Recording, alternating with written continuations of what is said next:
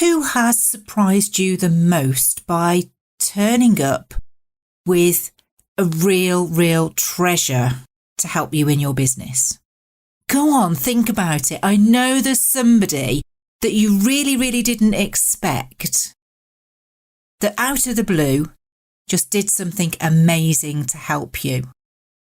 Well, I'm going to say please listen to today's episode, because that one person for me recently, this year in 2021, was Graham Nash, when he helped me and he introduced me to Dr. Ivan Meisner, who's a previous guest. And so I'm introducing Graham Nash today as the most helpful, probably the most connected connector of all time that helps people business-wise. In this episode, we're making conversations about family count. What's new, Wendy Woo? Well, you might want to check out another podcast where I was guest recently with Andrew Stotts, and the show's called My Worst Investment Ever. Doing just a little bit of homework goes beyond 90% of those sales calls that people probably get, maybe 95. I mean, certainly LinkedIn, if I don't know about you and the listeners, but I get messages, DM messages. I've connected. Somebody's in a similar space. And I'm a big one for collaboration and partnership, because I think that the more you know about people, the better you can help your customers and put them in touch with the right person for the right job. Okay, so there's my logic.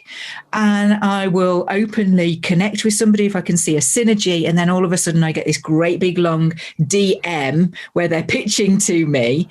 And they're saying, do you need more sales? You know, can we help you get more business? And you're kind of like, hang on a minute. It's just this shotgun blast. Yeah, spray and pray doesn't work. So I would always use the analogy, fish with a spear. That's a good one. I like that. And yes, there's a little glimpse of a mistake that was made with some savings, about 16 years ago. But, do you know, I'm always one to look for the silver lining, because if I hadn't have done that then, I wouldn't be doing this now. And getting reviews from Wolfie in South Africa. She really enjoyed David Smith's episode. This is what she said. What a treat. Faster than a taxi. What a pleasure to listen to a young man who has achieved so much from an age of 6. Thanks for sharing his story, Wendy. I wish David all the best for the Tokyo Olympics. Nothing can stop him now. I think you're right, Wolfie. Nothing's going to stop Smithy. I think everybody will agree that sometimes being a business owner, entrepreneur, working for yourself, whatever you want to call it, is really hard work, and sometimes family suffers. I try my best. It's one of those things where if you can help people, it doesn't really matter how early it is in the relationship. If you can help, then I am a big believer in do help, because best foot forward is always the best way to start a relationship, because then people can see how open and the opportunity to collaborate together. I think that's a key one for me. Well, you did shock me, because it was a Saturday night and I remember sitting on the sofa and my phone was pinging, and my husband always gives me that look of, you'd better not be working now. And I was like, it's a private message, it's okay. And it was you going, if I can do this for you, would you? And I thought you were joking. I thought you were pulling my leg because it was a Saturday night, and you were not at all. No. And the thing is that from my perspective, the reason it had to wait till then is because I had to be certain that it was a real opportunity. I didn't want to be giving you false hope. I needed to make sure that it was actually a viable offer and that I could actually follow through on it, which is another key aspect. Whereas it's good to under promise and over deliver wherever possible. Yeah, well, you held my hand, even when we had a little hiccup, which at the time, if you remember, was not a hiccup at all. It was like the end of the world for me. So I can only thank you, Graham, for everything that you've done. And we should put the listeners out of their misery and tell them what it is that you did to help me.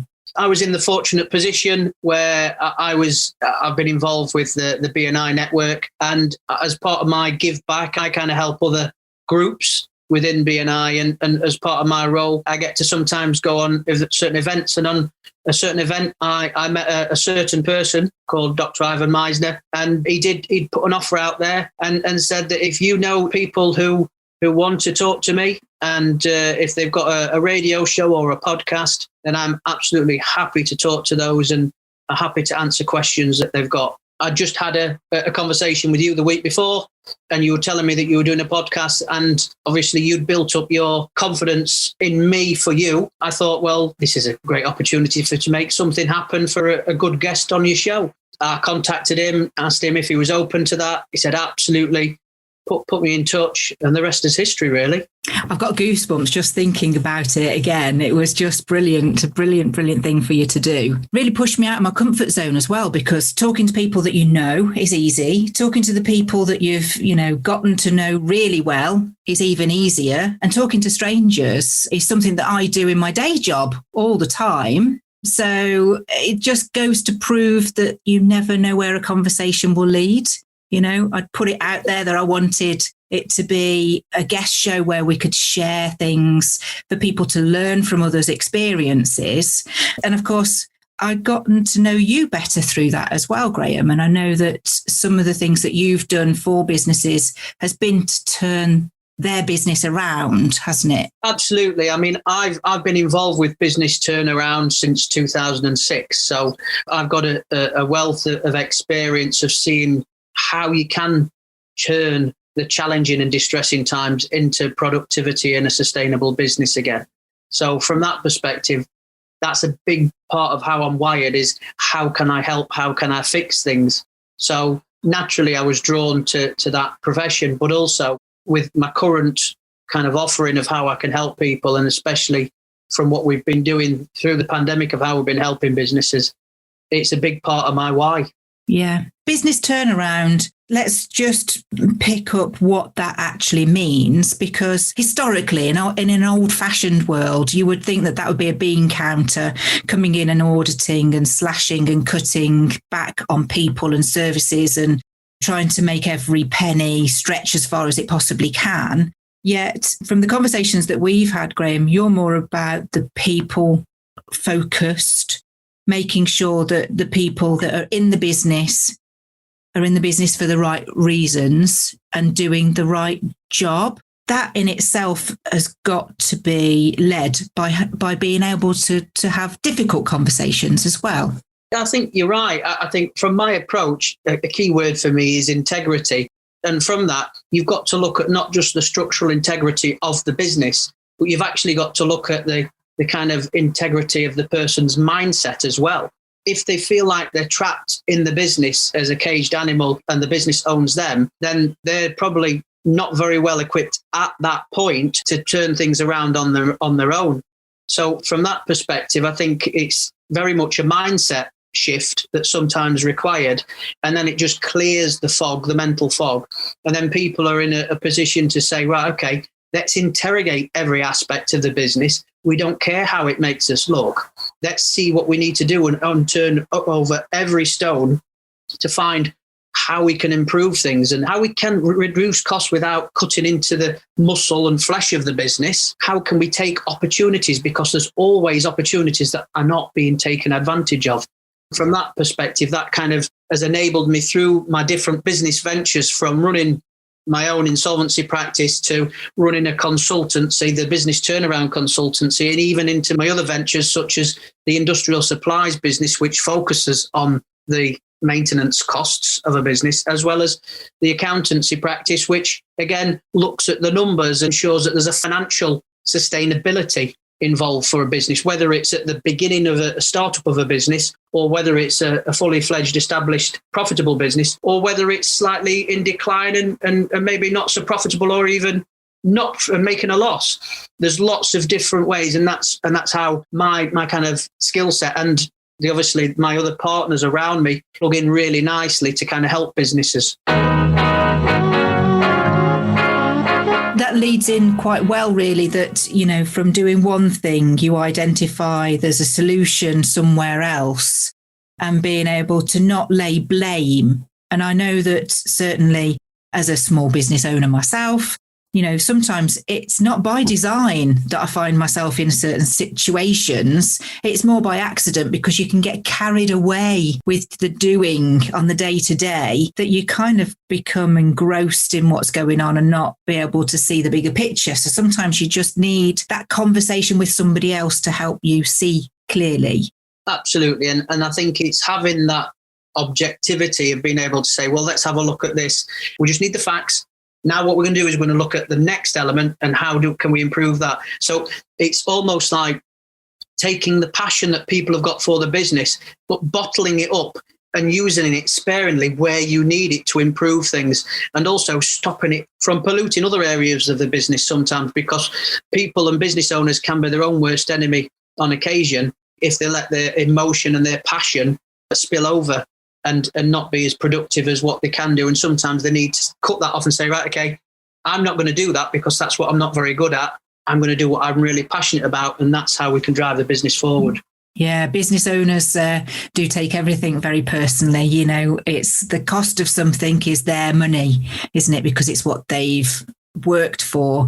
I know there's a different mindset with employees, and I'm not saying that all employees follow that path, but they tend to be more logical in their thought processes, don't they? Because they've got a remit. There's that certain clear line of what they should be doing and what they shouldn't be doing, and also what they should care about and what is probably outside their remit. From that perspective, I've always found it very useful to be able to go into a business and ask the question, say, how are things? What's happening? What's your challenges? Because from that, you can quite quickly identify areas of the business that aren't getting the due attention, or it's sapping too much energy from the business owner, which is, again, holding the business back. And I think sometimes as a business owner, people can think that they are just an island. And sometimes people in leadership positions and owners of businesses sometimes feel that they've not got the option of then reaching out to another entity to ask for, what do you think about this? Or do you think I should do this? Or I'm having a wobble, I need a break. And I think that's where we do really come into our own, because we can absorb that pressure, we can absorb that stress and strain, but also we've got that emotional intelligence and that detachment from the situation enough where we can say, well, let's break it down. It's not as bad as what you might first think. And there's lots of opportunities of how we can improve things. So from that perspective, it can work quite well. Redefining the goals and reigniting the passion. That's kind of what comes to mind. When you run a business yourself, you have that understanding of empathy anyway, don't you? That there's life outside of work, there's family, there's extended situations that can all encroach on us. You know, we're going to be talking about the COVID situation for many years to come, but we have to work with what we have and try and take as positive approach as we possibly can. I remember in 2009, when I first set up my first business, we were talking about the recession, but it wasn't bringing every business to its knees. We had our best year in 2009 and 10. It's looking at the opportunities and how you can adapt. And I think if there's two key words that I think that you need to live by, is probably the integrity, which is what is doing things. It's the next right choice. I teach that to my children. I've got 3 children, and that's what we teach the children, is you can only make the next right choice. And if the next right choice might cost you a little bit, well, so be it. So be it, because you will get to where you want to be. And also you build up a bank of allies and friends that actually know that you'll do the right thing with anybody that they put you in touch with. So you make yourself easy to make an introduction to. And also, I think my perspective of looking at how you can improve the business, there's always a solution. There is always a solution, and it doesn't matter how good or bad, there is always opportunities out there. I ask everybody to come on the show and to share with me a pivotal conversation that they've had that created a turning point in their life or career. So Graham, How long did it take you to scratch your head and think of this one? Probably about 7 seconds, I think. And you didn't have a choice. There wasn't lots of them popping in your head for you to go, now which one will we talk about? There's been lots of key moments. There's been lots of phrases and statements that I can offer saying they've made a big impact on my life. But there's kind of one that will always beat everything else. And that was when the doctor said to me, we're just worried about you, Mr. Nash, because your fingernails and your lips are blue. But we don't think you're getting much oxygen inside you. It wasn't the kids drawing on you then? Not this time. That's one of the other 17 times. But I would imagine that how did you not notice that yourself, that you were discoloured in those places? I didn't notice that myself because I was focusing on my family. And also, I'd got that many distractions. I'd got that many plates spinning. I literally didn't have time to even check myself. And it was a big wake-up moment. One of my sons, Jacob, he was poorly. He was in and out of hospital.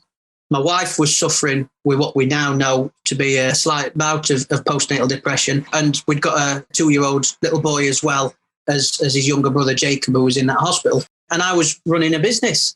I was running a business with lots of people. It was more than a full-time job. It was a job and a half. And so I was trying to keep up everything. And then I thought I'd give my wife some extra rest. I say extra rest. She's not had much sleep since the first child was born. But from that perspective, I was trying to do my bit and try and do some night shifts with Jacob. But the thing was, my body was slowly in decline and I ended up with pneumonia. And the doctor said, sorry, we're referring you to the hospital. How old were you, Graham? 35 I was. That's incredibly young but I can certainly understand just how stretched you were. You were like an elastic band ready to just pop. I was doing too much, but the thing was, my mind was willing and my body couldn't keep up. What I did need to do is I needed to listen to my body sooner than that. What I would say is that it ensured that I made the right decision about my work-life balance. And obviously, I chose to leave the organisation that I'd helped found and built from 2009. And I left that organisation in between 2016 time. It was a tethered exit because I did some consulting back to the business, which was great for both parties. I needed that family time. I needed the flexibility. So that's when I set up and started from scratch with a part-time consultancy business. And also I refound my why, helping the small businesses and giving them big business experience, but for very small fees, because I just needed enough just to cover the bills. It was the only obvious choice. It was the only obvious choice because you look at integrity and then you look at your why, and you need to have both of those, in my opinion. My why was my family. I was doing it for my family. So I could not allow my family to fall to pieces because I was at work. So what I needed to do is I needed to adapt and evolve. And whether you're an animal or whether you're a business, it doesn't make a difference. You have to evolve and adapt to survive, or you will just become what the dinosaurs were, extinct. And so from that perspective, I had to evolve and I had to adapt. And this will make you smile. I had a social media post I put out when I'd launched my consultancy. And in 2017, we'd got some bad snow. And I was advocating making sure that you could work from home and work virtually back in 2017. So when 2020 came, I had one of the Facebook memories come up, and it was 3 years ago. You were advising people to get geared up and being able to work from home. And I just thought I was advising that 3 years. I must have had a crystal ball. I definitely didn't, though. Well, I've had a log cabin in my garden since 2010. So, I've run my business from home 11 years now, and I've been running it 16. So it is possible to do. Great that you had that tethered consultancy, because I imagine that was your financial security blanket. That meant that you could go at your own pace, because there's one thing that we've got to be clear is when you start your own business, you tend to not have much work-life balance because you kind of throw yourself right into it and it gobbles up that life that you are really desperately trying to achieve. How did you balance that to start with? Did you give yourself clear days that you could only work on your business at a certain time? How did you do that? I decided that I was going to work Monday, Wednesday, Friday, because I decided I was going to do the night shift with Jacob Monday, Wednesday, Friday. So I'd be literally man down, recovering from pneumonia, but also getting a bit more sleep. And I'd do that on the Tuesday, Thursday and Saturday.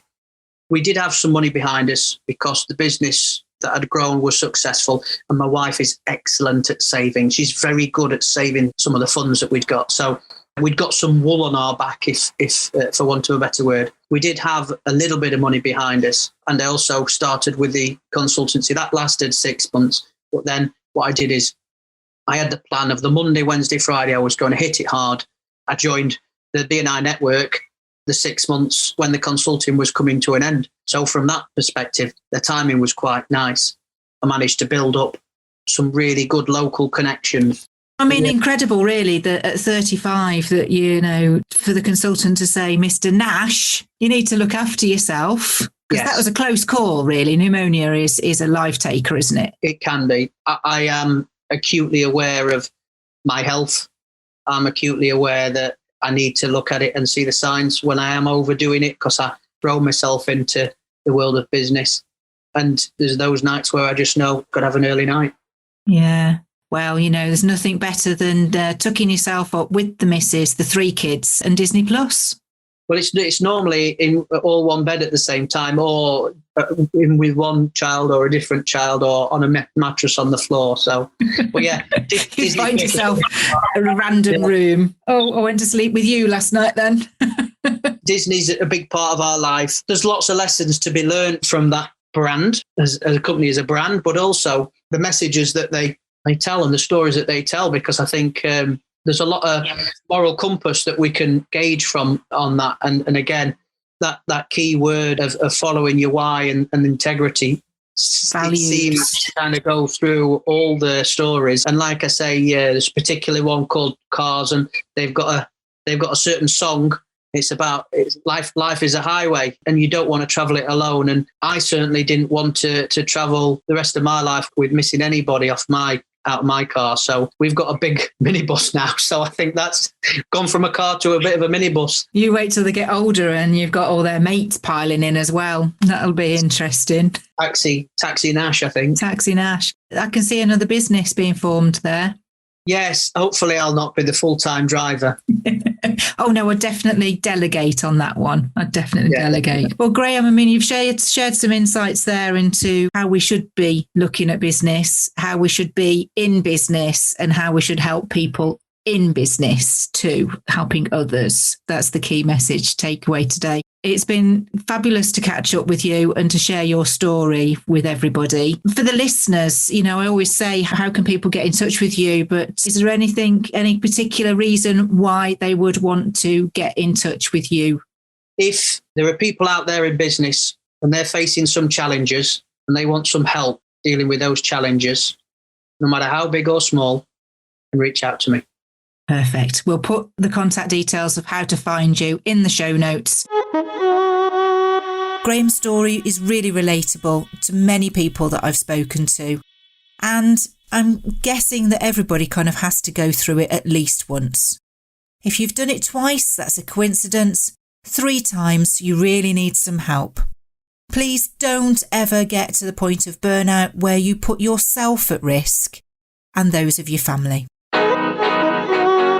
So, next week we have Ian Genius, and he has an ingenious way to help you charge more for your goods and services.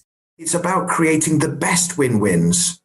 When people say my sales are good, I'm like, whoop-de-doo. He's a really big character, and he brings lots of tips and advice and actionable things for you to do. So, between now and the next episode, all I'm going to say is, have you read my book?